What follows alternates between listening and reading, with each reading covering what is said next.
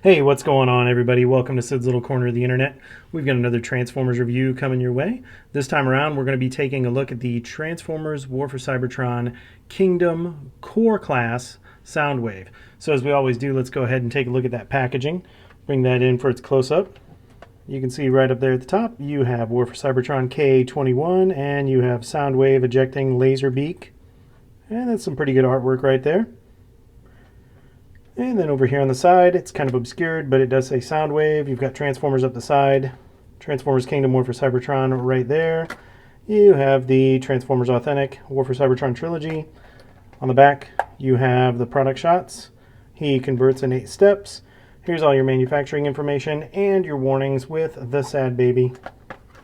He is a core class. And down here at the bottom, this packaging is recyclable, so your conscience can rest easy.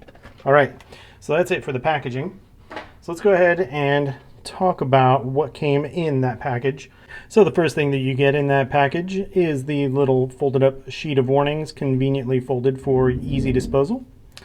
And you get the instruction booklet. And then you actually get 3 really cool accessories with this guy. So I'm going to start here with his shoulder cannon. And it is just blue molded plastic, but this thing's actually really cool. You do have little hints of red right in there on those tips, and these tips are small, so very good paint apps on this for what little paint there is. And it is hollow underneath, but once you have it mounted on his shoulder, you don't really see that. And then not much going on the back. And then he does just have that little peg right there to stick him in. The next thing that you have is his rifle. Again, very well done for the size. I mean, this thing is small. And you do have that red ring, and you do have that iconic rifle look that Soundwave is known for.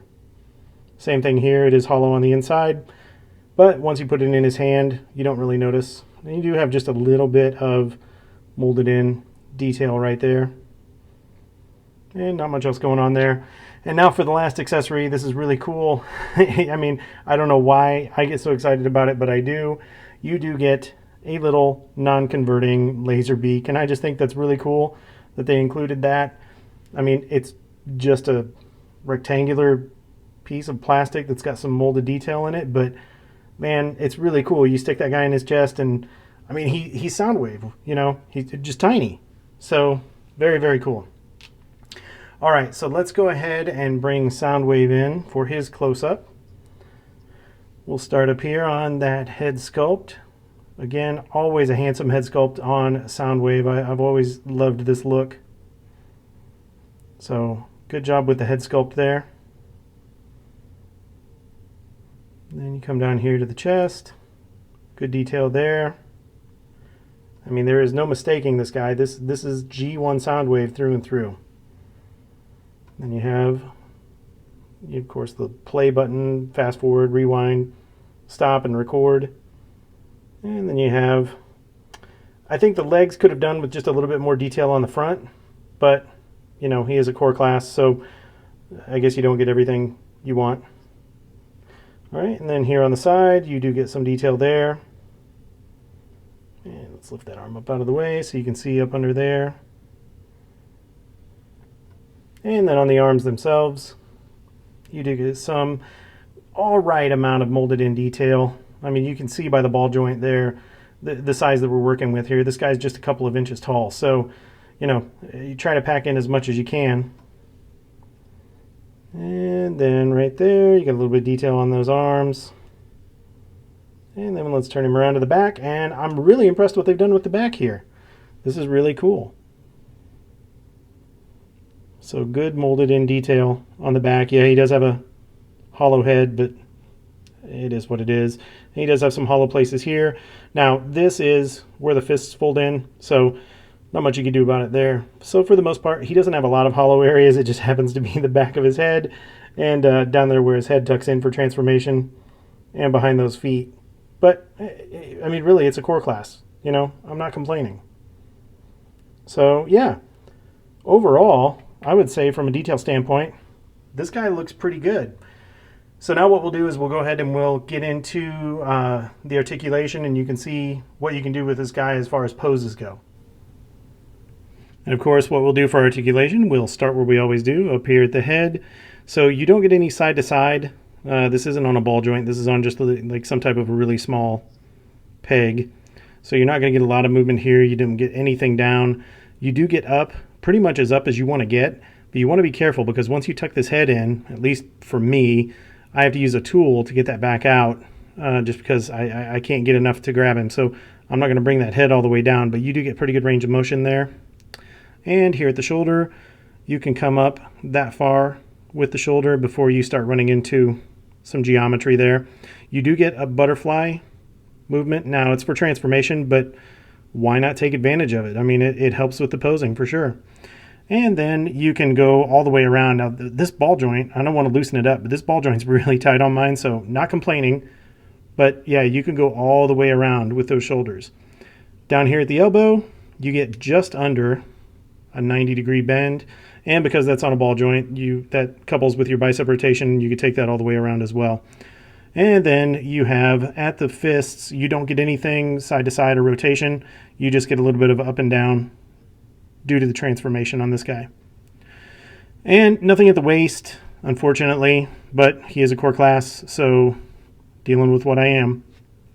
Now, as far as the hips go, he can do a Van Damme, and you know, I'm pretty Van Damme happy about that.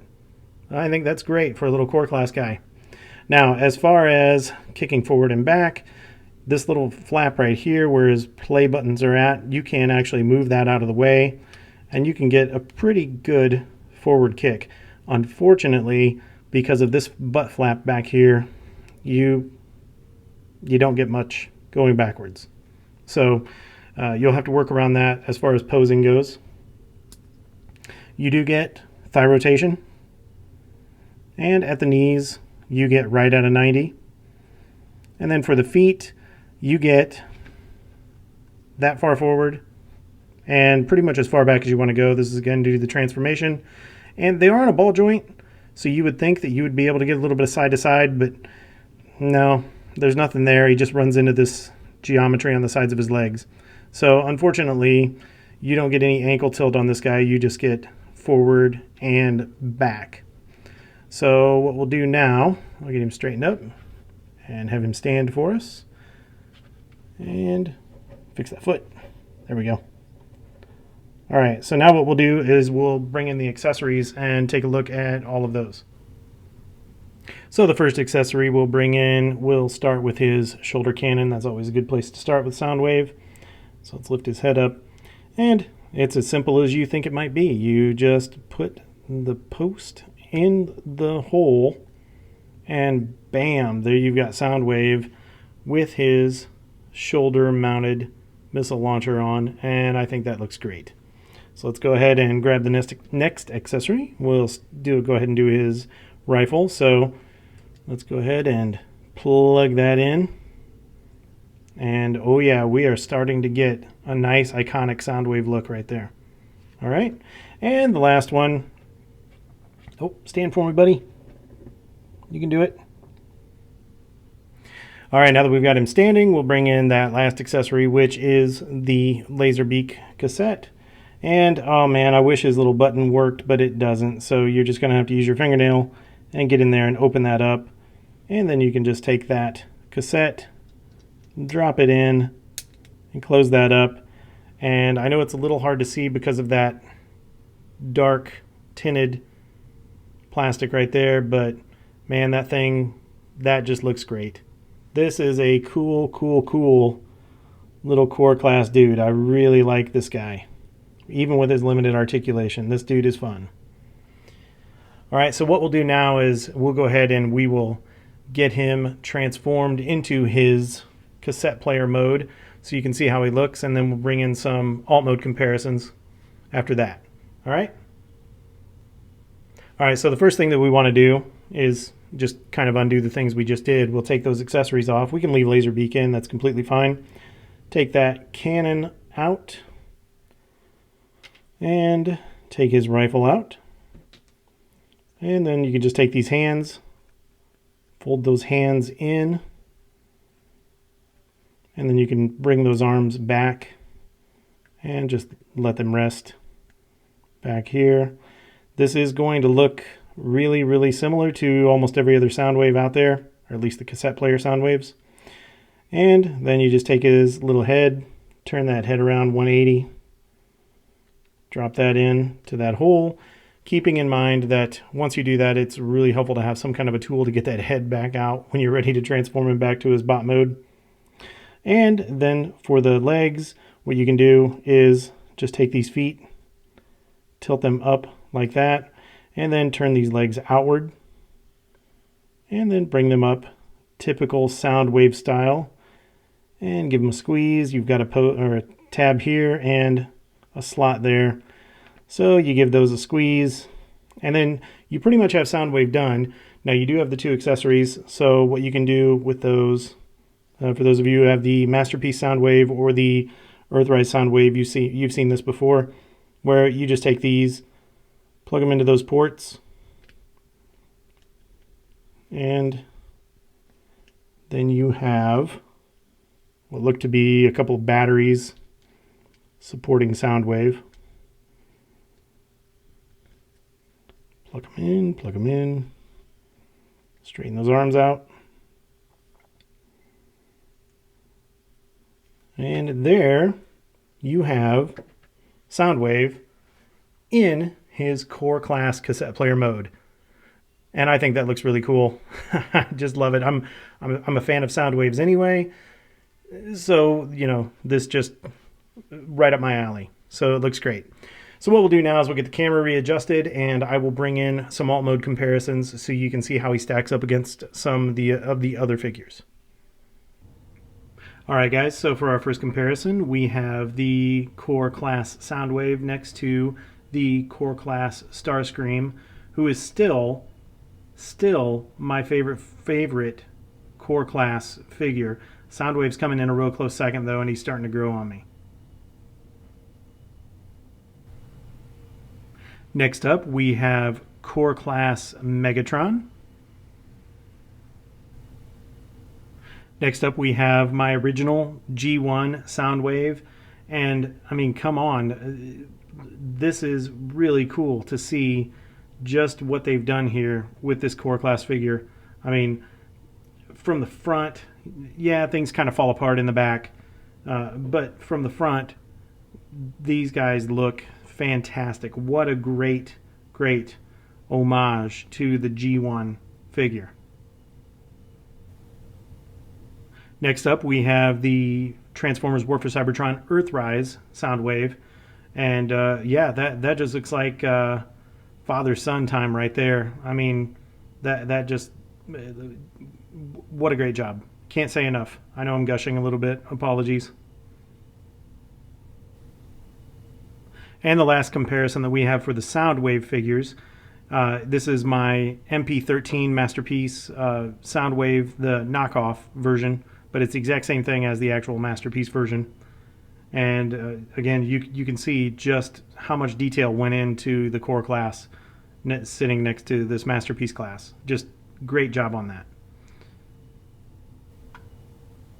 And the last comparison that we have is just the cassette mode from the Kingdom Core class next to the cassette mode of Laserbeak from the Earthrise, just so you could get a sense of scale on that. And, you know, these are both small figures, and you can see just how tiny that non-converting Laserbeak is that came with the core class. All right, so what we'll do now is we'll get Laserbeak out of the way, and we'll bring Soundwave back in, and we'll get him transformed back into his robot mode. All right, so to get Kingdom Core class Soundwave transformed back into his robot mode, it's pretty easy. There's not a lot to it. You're just going to take these legs, and you're going to give them a little bit of a pull. Bring those down. Give them a turn. And then you can take these accessories off and flip those feet out. And then bring these arms forward. Flip those hands out. And then this is the most challenging part of the transformation. As you can see, you have that head buried in there, and maybe you'll get lucky, with fingernails, and they've got that little ridge right there, and you can pull it up. But I don't know. I still struggle with it. Oh, I got it. Oh, success. Love it. So yeah, there you go. I was gonna say, if you can't do it, get yourself a handy dandy little tool, maybe something that's not abrasive. This isn't the best tool for the job, but it's small and I was gentle. But hey, we didn't need this guy, so yay. All right, so there you have Mr. Soundwave transformed back into his robot mode. Let's go ahead and get him accessorized. And you know what? I'm going to put this in his left hand to give a little bit of balance here. Since he's got that shoulder cannon, we'll give him a left-handed rifle. And give him a little bit of a pose. Oh yeah. Looking good. Looking good. Oh yeah. Alright, there you go. So there you have Kingdom Core Class Soundwave transformed back into his robot mode. So what we'll do now is we will start bringing in some robot mode comparisons so you can see how he looks next to some of the other figures. Alright guys, so for our first robot mode comparison, we have Kingdom Core Soundwave next to the Kingdom Core Starscream. Next up, we have Soundwave next to Core Megatron. Here we have him next to my G1 Soundwave. Here he is next to the Earthrise Soundwave, and you can see definitely between the G1 and the Earthrise where the designers drew their inspiration for the Core class. These two they look absolutely fantastic together. Love it. Throwing in a little bit of a bonus comparison here. This is the Core Class Soundwave next to the Transformers Red Soundwave, which, by the way, I love this figure. Go check out my review on these guys. The red figures have definitely grown on me. Yes, they're non-converting, but they're still an absolute blast for posing, for pictures, that kind of stuff. It's just great. So there he is next to the G1 cartoon accurate Red Soundwave. And it took a bit of a camera adjustment, but here he is next to the MP13 Masterpiece knockoff version of Soundwave. So you can see a pretty considerable size difference there between Masterpiece scale and the Core scale. And real quick, I did want to mention that this guy is effects compatible, not to a great extent, but I'll bring an effect in here so you can see what I'm talking about. So you just plug that into the end of his gun, and voila, you have yourself a boomer. If I can get him to stand up. Oh, come on, do it. There you go. Kablowie, as Warpath would say. There you go. All right, now we'll get the camera adjusted and we'll give you those final thoughts. All right, guys, so my final thoughts on the Transformers War for Cybertron Kingdom Core Class Soundwave. Pick this guy up. He's so much fun, and I know that I have a Soundwave bias. I get it, but if you have the other Core Class figures, you got to have a Soundwave. I mean, he is the loyal lieutenant to Megatron, and this figure is just so much fun. Again, as I've mentioned in the other Core Class reviews, these are the kind of guys that kind of take you back to your childhood, where you could just throw them in your pocket, take them anywhere, and play with them, and just have a blast. And there's just a lot of fun to be had with this Core Class that Hasbro's been putting out, and I can't really say enough good things about it.